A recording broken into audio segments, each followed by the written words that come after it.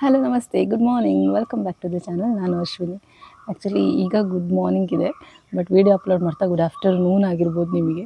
ಇವತ್ತಿನ ಈ ವ್ಲಾಗಲ್ಲಿ ಮಲ್ನಾಡ್ ಸ್ಪೆಷಲ್ ಅಕ್ಕಿ ಒತ್ತು ಶಾವಿಗೆನ ತೋರಿಸೋಣ ಅಂತ ಅನ್ನಿಸ್ತು. ಬಿಕಾಸ್ ರೀಸನ್ ಇಷ್ಟೇ, ನಾನು ರೀಸೆಂಟಾಗಿ ಒಂದು ಶಾರ್ಟ್ ಹಾಕಿದೆ ಒತ್ತು ಶಾವಿಗೆದು. ಸೊ ಅದಕ್ಕೆ 1,00,000 ವ್ಯೂಸ್ ಸಿಕ್ಕಿದೆ. ಅದರಲ್ಲಿ ಒಬ್ಬರು ಕಾಮೆಂಟ್ ಮಾಡಿದರು ಒತ್ತು ಶಾವಿಗೆ ಮಾಡೋ ಪ್ರೋಸೆಸ್ನ ಕೂಡ ತೋರಿಸಿ ಅಂತ. ಸೊ ಅವರಿಗಾಗಿ ಈ ಒಂದು ವ್ಲಾಗ್ ಸ್ಟಾರ್ಟಿಂಗ್ ಪ್ರೋಸೆಸ್ಸಿಂದನೇ ತೋರಿಸೋಣ. ಶಾವಿಗೆದು ಫಸ್ಟ್ ಪ್ರೊಸೀಜರೇ ಅಕ್ಕಿನ ನೆನೆಸೋದು. ಸೊ ನಮ್ಮಲ್ಲಿ ಈ ರೀತಿ ಪಡಿ ಇದೆ. ಸೊ ಈ ಪಡೀಲಿ 6 ಪಡಿ ಅಕ್ಕಿನ ನೆನೆಸಿದ್ದೀವಿ. ಹೇಗಿದೆ ನೋಡು, ಎಷ್ಟು ವರ್ಷ ಹಳೇದು. ಈ ಪಡಿಗೆ ಆಲ್ರೆಡಿ 70ರಿಂದ 80 ವರ್ಷ ಆಗಿದೆ. ಬಿಕಾಸ್ ಮಾವನ್ ಕೇಳಿದೆ ಇದು ಎಷ್ಟು ವರ್ಷದ ಹಳೇದು ಅಂತ. ಸೊ ಮಾವ ಹೇಳಿದ್ರು ನಾನು ಸಣ್ಣವನಾಗಿದ್ದಾಗಿಂದನೂ ಕೂಡ ಇದನ್ನು ನೋಡ್ತಾ ಇದ್ದೀನಿ ಕಣೆ ಅಂದರು. ಆ್ಯಂಡ್ ನಮ್ಮ ಸೈಡ್ ಇದನ್ನು ಪಡಿ ಅಂತ ಹೇಳ್ತಾರೆ. ಆ್ಯಂಡ್ ನಿಮಗೆ ಪಾವ್ ಅಂತೂ ಗೊತ್ತಿರುತ್ತಲ್ಲ. ಸೊ 1.5 ಪಾವ್ ಆಗುವಷ್ಟು ಹಿಡಿಸುತ್ತೆ ಒಂದು ಪಡಿಗೆ. ಆ್ಯಂಡ್ ನಾವಿಲ್ಲಿ ಶಾವಿಗೆ ಮಾಡೋದಕ್ಕೆ 6 ಪಡಿ ಅಕ್ಕಿನ ಚೆನ್ನಾಗಿ ತೊಳೆದು ನೆನೆಸಿಟ್ಟಿದ್ದೀವಿ. ಆ್ಯಂಡ್ ನೆನೆಯೋದು ಅಷ್ಟೇ ಒಂದು 6ರಿಂದ 7 ಗಂಟೆ ನೆನೆದ್ರೆ ಸಾಕಾಗುತ್ತೆ. ಐ ಮೀನ್ ಬೆಳಿಗ್ಗೆ ನೆನೆಸಿದ್ರೆ ಸಂಜೆ ಒಂದು 5-6 ಗಂಟೆ ಅಷ್ಟೊತ್ತಿಗೆಲ್ಲ ತಿರುಗಿಸ್ಬೋದು. ಆ್ಯಂಡ್ ತಿರುಗಿಸೋ ಅಷ್ಟೊತ್ತಿಗೆ ಬೇರೆ ಏನೂ ಹಾಕೋದಿಲ್ಲ, ಬರೀ ಅಕ್ಕಿ ನೀರು. ಸೊ ನೀರು ದೋಸೆಗೆಲ್ಲ ತಿರುಗಿಸ್ತೀವಲ್ಲ ಅದೇ ಕನ್ಸಿಸ್ಟೆನ್ಸಿಲಿ ತಿರುಗಿಸಿದ್ರೆ ಸಾಕಾಗುತ್ತೆ. ಇದು ಕಂಪ್ಲೀಟಾಗಿ ತಿರುಗಿಸಾಯಿತು. ಆ್ಯಂಡ್ ಇದು 6 ಪಡಿ ಆಗಿರೋದ್ರಿಂದ ಒಂದೇ ಸರಿ ಹಾಕಲಿಲ್ಲ, ಮಗ್ಚಕ್ಕೆ ಕಷ್ಟ ಆಗುತ್ತೆ ಅಂತ ಇದರಲ್ಲಿ 3 ಪಡಿ, ಇದರಲ್ಲಿ 3 ಪಡಿ. ಆ್ಯಂಡ್ ತಿರುಗಿಸಿದ್ದು ನೀರು ಹಾಕ್ತಾಯಿದ್ದೀನಿ ಅಷ್ಟೇ. ಹಾಕಿ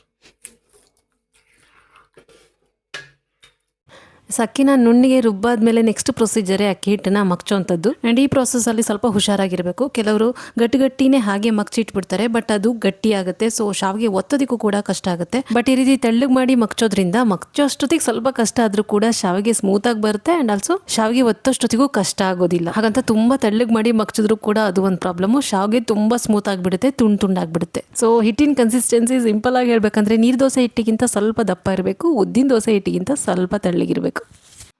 ಅಷ್ಟು ತೆಳ್ಳಗಿದ್ದಿದ್ದು ಹೆಂಗೆ ಗಟ್ಟಿ ಆಗ್ತಾ ಬರುತ್ತೆ. ಆ್ಯಂಡ್ ಹೀಗೆ ಕೈ ಬಿಡ್ದಂಗೆ ಮಗ್ಸ್ತಿದ್ರೆ ಒಳ್ಳೇದು, ಇಲ್ಲಾಂದರೆ ತಳ ಹಿಡಿದು ಬಿಡುತ್ತೆ ಅಂತಾರಲ್ಲ, ಸೊ ಹಾಗಾಗಿಬಿಡುತ್ತೆ. ಆ್ಯಂಡ್ ಇದು ಕಂಪ್ಲೀಟಾಗಿ ಬೆಂದು ಬರೋದೇನು ಬೇಡಾಗುತ್ತೆ, ಸ್ವಲ್ಪ ಹಿಟ್ಟಿಟ್ಟಿದ್ರು ಓಕೆ. ಆ್ಯಂಡ್ ಇದನ್ನು ಮತ್ತೆ ಬೇಯಿಸೋದ್ರಿಂದ ಆವಾಗ ಪೂರ್ತಿ ಬೇಯುತ್ತೆ. ಆ್ಯಂಡ್ ಅತ್ತೆಯಲ್ಲಿ ಆಲ್ಮೋಸ್ಟ್ 20 ನಿಮಿಷ ಮಗ್ಚಿದ್ರು. ಸೊ ನಮ್ಮದು ಹಿಟ್ಟು ಕ್ವಾಂಟಿಟಿ ಮೇಲೆ ಹೋಗುತ್ತೆ. ಜಾಸ್ತಿ ಇದ್ದರೆ ಸ್ವಲ್ಪ ಜಾಸ್ತಿ ಟೈಮ್ ತಗೊಳುತ್ತೆ, ಕಡಿಮೆ ಇದ್ದರೆ ಸ್ವಲ್ಪ ಬೇಗ ಬೆಂದು ಬರುತ್ತೆ. ಸ್ವಲ್ಪ ಹಿಟ್ಟಿಟ್ಟಿರಬೇಕು, ಹಾಗೆ ಒಂದೊಂಚೂರು ಬೆಂದಿರಬೇಕು. ಒಂದು ಟ್ರಿಪ್ ಮಗ್ಚಾಯ್ತು, ಈಗ ಇನ್ನೊಂದು ಟ್ರಿಪ್, ಸೆಕೆಂಡ್ ಟೈಮ್. ನಮ್ಮಲ್ಲಿ ಕ್ವಾಂಟಿಟಿ ಸ್ವಲ್ಪ ಜಾಸ್ತಿ ಆಗಿರೋದ್ರಿಂದ ಮಗ್ಚೋದೆಲ್ಲ 2 ಸರಿ ಮಾಡಬೇಕಾಗುತ್ತೆ, ಸ್ವಲ್ಪ ಕಷ್ಟ ಆಗುತ್ತೆ. ಬಟ್ ಕಡಿಮೆ ಜನ ಇದ್ದರೆ ಅಥವಾ ಕಮ್ಮಿ ಕ್ವಾಂಟಿಟಿಲಿ ಮಾಡೋರಿಗೆ ತುಂಬಾ ಈಸಿ ಅಂತಲೇ ಹೇಳ್ಬೋದು ಶಾವಿಗೆ. ಆ್ಯಂಡ್ ಆಲ್ಸೋ ನಾನು ಇಷ್ಟೋ ತನಕ ಏನೇನು ತೋರಿಸಿದ್ದೀನಿ ಇದನ್ನೆಲ್ಲ ನಾವು ಹಿಂದಿನ ದಿವಸನೇ ಮಾಡಿಟ್ಕೊತೀವಿ. ತಿರ್ಸೋದ್ರಿಂದ ಹಿಡಿದು ಮಗ್ಚೋದು ಆ್ಯಂಡ್ ಆಲ್ಸೋ ಈ ರೀತಿ ಉಂಡೆ ಕಟ್ಟಿ ಕಡುಬಿನ ಪಾತ್ರೆಯಲ್ಲಿ ಇಡೋ ತನಕ.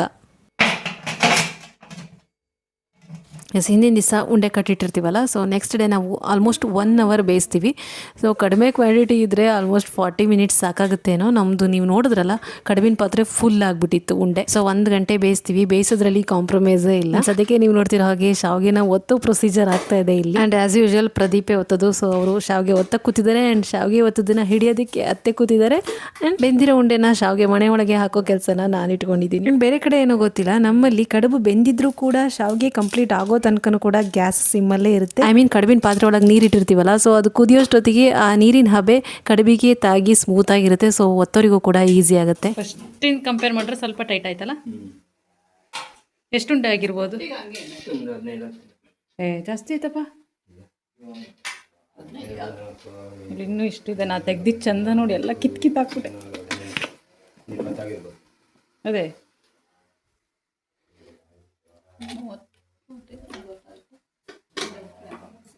2 ಸೇರಿಗಿಂತ ಹೆಚ್ಚಿದೆ ಅಲ್ಲ. 1 ಸೇರಿಗೆ 2.5 ಪಡಿ ಅಲ್ವಾ. ಒಟ್ಟು 6 ಪಡಿ ಹಾಕಿದ್ದೀವಿ. ಸೊ ಇಷ್ಟಾಗುತ್ತೆ. ಸ್ವಲ್ಪ ಸ್ವಲ್ಪ ಮಾಡ್ಕೊಂಡ್ರೆ ಈಸಿನೇ ಅಲ್ಲ.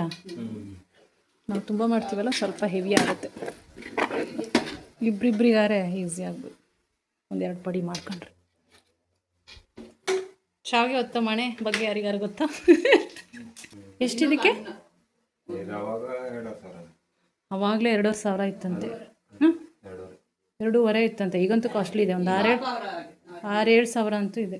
ತೂಕನೂ ಇದೆ ಅಲ್ಲ. ಆ್ಯಂಡ್ ಫೈನಲಿ ಶಾವಿಗೆ ಅಷ್ಟು ಒತ್ತು ಕೊಟ್ಟರು ಪ್ರದೀಪ್. ಆ್ಯಂಡ್ ನೆಕ್ಸ್ಟ್ ಚಟ್ನಿ ಕಾಯಿ ಹಾಲು ಒಂದು ನಮ್ಮಲ್ಲಿ ಮ್ಯಾಂಡೇಟ್ರಿ. ಎಸ್, ಪ್ರತಿ ಸರಿನೂ ಇದೆರಡು ಮಾಡೇ ಮಾಡ್ತೀವಿ. ಬಟ್ ಪ್ರತಿ ಸರಿ ನಿಂಬೆ ಹುಳಿ ಚಟ್ನಿ ಮಾಡ್ತಿದ್ದೆ. ಐ ಮೀನ್ ಹುಳಿಗೆ ನಿಂಬೆ ರಸನ ಹಾಕೊಂತದ್ದು. ಬಟ್ ಈ ಸರಿ ಮಾವಿನಕಾಯಿ ಇತ್ತಲ್ಲ, ಅದರಲ್ಲೂ ನಮ್ಮ ಮನೆ ತೋಟದ ಮಾವಿನಕಾಯಿ, ಸೊ ಅದನ್ನೇ ಹಾಕಿದೆ. ಆ್ಯಂಡ್ ಇದ್ರ ಜೊತೆಗೆ ನೀವೇ ನೋಡ್ತಿರೋ ಹಾಗೆ ಕಾಯಿ, ಜೀರಿಗೆ, ಮೆಣಸು, ಉಪ್ಪು ಅಷ್ಟೇ. ಬಟ್ ಚಟ್ನಿ ಕನ್ಸಿಸ್ಟೆನ್ಸಿ ಸ್ವಲ್ಪ ತಳ್ಳಗಿರುತ್ತೆ. ಸೊ ಗೊಜ್ಜಿನ ಥರ ಮಾಡ್ತೀವಿ, ಬಿಕಾಸ್ ಶಾವಿಗೆಗೆ ಸ್ವಲ್ಪ ತೆಳ್ಳಗಿದ್ರೆ ಚಂದ ಅಂತ. ಆ್ಯಂಡ್ ಇದಕ್ಕೆ ಫೈನಲ್ ಟಚ್ ಆಗಿ ಕೊಬ್ಬರಿ ಎಣ್ಣೆನ ಬಳಸಿ ಸಾಸಿವೆ, ಉದ್ದಿನ ಬೇಳೆ ಹಾಕಿ ಒಂದು ಒಗ್ಗರಣೆ ಹಾಕ್ತೀನಿ. ಆ್ಯಂಡ್ ನೆಕ್ಸ್ಟ್ ಕಾಯಿ ಹಾಲು. ಇದಂತೂ ಕಾಯಿ, ಬೆಲ್ಲ, ಒಂದು 4-5 ಗೋಡಂಬಿ ಹಾಕಿ ರುಬ್ಬಿದ್ರೆ ಕಾಯಿ ಹಾಲು ರೆಡಿ. ಇದು ನನಗೆ, ಇದು ಬುಷ್ಗೆ ಬರೀ ಕಾಯಿ ಹಾಲು. ಅಪ್ಪ ಮಗ ಅಪೋಸಿಟ್ಟು. ಅಪ್ಪಂಗೆ ಬರೀ ಚಟ್ನಿ, ಮಗನಿಗೆ ಬರೀ ಕಾಯಿ ಹಾಲು. ನನಗೆ ಎರಡೂ ಬೇಕು. ಚಟ್ನಿ ಇವತ್ತು ಸ್ವಲ್ಪನೇ ಮಾಡಿದೆ. ಬುಷ್ನು ತಿನ್ನಲ್ಲ. ಬುಷ್ ಮೋಸ್ಟ್ ಫೇವರೇಟ್ ಬ್ರೇಕ್ಫಾಸ್ಟ್ ಅಲ್ವಾ? ಬಿಸಿ ಮತ್ತೆ ಏಕೆ ಬರ್ತಿಲ್ಲ?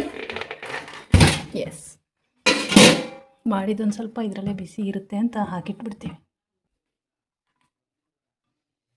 ತಿಂದುಬಿಟ್ಟು ಹೇಳು ಹೇಗಾಗಿದೆ ಅಂತ. ನಾನು ಒಂಚೂರು ತೋರಿಸ್ಬಿಡ್ತೀನಿ ನೋಡಿ ಎಷ್ಟು ಚೆನ್ನಾಗಾಗಿದೆ ಅಂತ. ನೋಡಿ ಎಷ್ಟು ಉದ್ರಾಗಿ ಬಂದಿದೆ, ಎಳೆಯಾಗಿ ಬಂದಿದೆ. ಸ್ವೀಟ್ ಸರಿ ಇದೆಯಾ? ಕಾಯಿ ಹಾಲು ಚಪ್ಪೆ ಅನ್ನಿಸ್ತಿದೆಯಾ? ಈಗ ನಾನು ತೊಗೊಳ್ತೀನಿ. ಒಂಚೂರು ಕೊಬ್ಬರಿ ಎಣ್ಣೆ ಹಾಕ್ಕೊಂಡೆ. ಎಸ್, ನಾವು ಕೊಬ್ಬರಿ ಎಣ್ಣೆ ಪ್ರಿಯರು. ಎಸ್, ವ್ಲಾಗ್ನ ಸ್ಟಾರ್ಟಿಂಗಿಂದ ಹೇಳ್ತಾ ಇದ್ದೀನಿ, ಶಾವಿಗೆ ಕ್ವಾಂಟಿಟಿ ಜಾಸ್ತಿ ಇರುತ್ತೆ ನಮ್ಮಲ್ಲಿ ಅಂತ. ಅದರಂತೆ ನಾವು 2 ದಿನಕ್ಕೆ ಆಗಸ್ಟ್ ಮಾಡ್ಕೊಂಬಿಟ್ಟಿರ್ತೀವಿ. ಬಿಕಾಸ್ ಅವತ್ತಿನ ದಿವಸ ಸಂಜೆ ಕೂಡ ಅದನ್ನೇ ತಿಂತೀವಿ. ಆ್ಯಂಡ್ ನೆಕ್ಸ್ಟ್ ಡೇ ಬ್ರೇಕ್ಫಾಸ್ಟ್ ಕೂಡ ಅದೇ. ಎಸ್, ನಮ್ಮಲ್ಲಿ ಎಲ್ಲರಿಗೂ ಇಷ್ಟ ಆಗಿದ್ದರಿಂದ ಯಾರಿಗೂ ಕೂಡ ಬೇಜಾರಾಗೋದಿಲ್ಲ. ಸೊ ಅವತ್ತಿನ ದಿವಸ ಸಂಜೆ ನಾನು ಈ ರೀತಿ ಪುಳಿಯೋಗರೆ ಮಾಡಿದ್ದೆ. GRB ಪುಳಿಯೋಗರೆ ಮಿಕ್ಸ್ ಬಳಸಿ. ಸೊ ಅದಂತೂ ಸ್ವಲ್ಪ ಖಾರ ಇರುತ್ತಲ್ಲ, ತುಂಬ ಚೆನ್ನಾಗಾಗುತ್ತೆ. ಆ್ಯಂಡ್ ಮಾಮೂಲಿ ಅನ್ನದ ಪುಳಿಯೋಗರೆ ಎಲ್ಲ ಮಾಡ್ತೀವಲ್ಲ, ಅದೇ ಥರ ಅಷ್ಟೇ.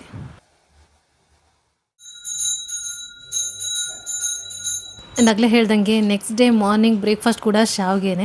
ಸೊ ನಾನಿಲ್ಲಿ ಶಾವಿಗೆ ಬಳಸಿ ಶಾವಿಗೆ ಬಾತ್ ಮಾಡ್ತಿದ್ದೀನಿ. ಐ ಮೀನ್ ನಿಂಬೆ ಹಣ್ಣಿನ ಚಿತ್ರಾನ್ನ ಮಾಡ್ತಾರಲ್ಲ, ಸೇಮ್ ಪ್ರೊಸೀಜರೇ. ಸೊ ಅನ್ನ ಬದಲು ಶಾವಿಗೆ ಹಾಕೋದಷ್ಟೇ. ಆ್ಯಂಡ್ ಈ ಸರಿ ಶಾವಿಗೆ ಬಾತ್ ಕೂಡ ತುಂಬ ಚೆನ್ನಾಗಾಗಿತ್ತು. ಉಪ್ಪು, ಹುಳಿ, ಖಾರ ಎಲ್ಲ ಪರ್ಫೆಕ್ಟಾಗಿ ಮುಟ್ಟಿತ್ತು. ಬಟ್ ಶಾವಿಗೆ ಸ್ವಲ್ಪ ಜಾಸ್ತಿ ಸ್ಮೂತ್ ಆಗಿತ್ತು. ನಾವು ಪ್ರತಿ ಸರಿ ಹೇಳ್ತೀನಿ ಅತ್ತೆಗೆ ಸ್ವಲ್ಪ ಗಟ್ಟಿ ಇದ್ದರೂ ಪರವಾಗಿಲ್ಲ ಅಂತ.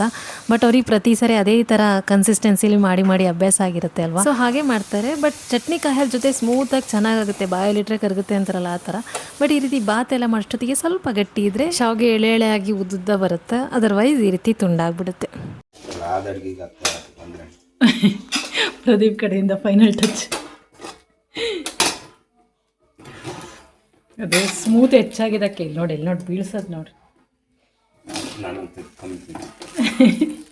ಎಂತ ಒಂದು ಕಮ್ಮಿ ತಿಂತೀನಿ ಸರಿಯಾಗಿ.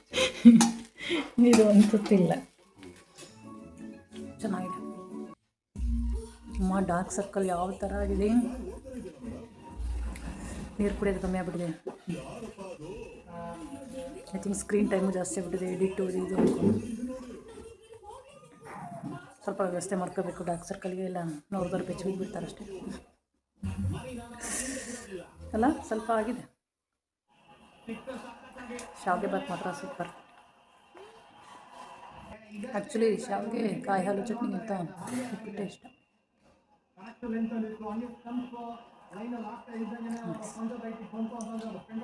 ಬಾಯ್ ಬುಷು, ಬಾಯ್ ಮಾಡು, ಬಾಯ್.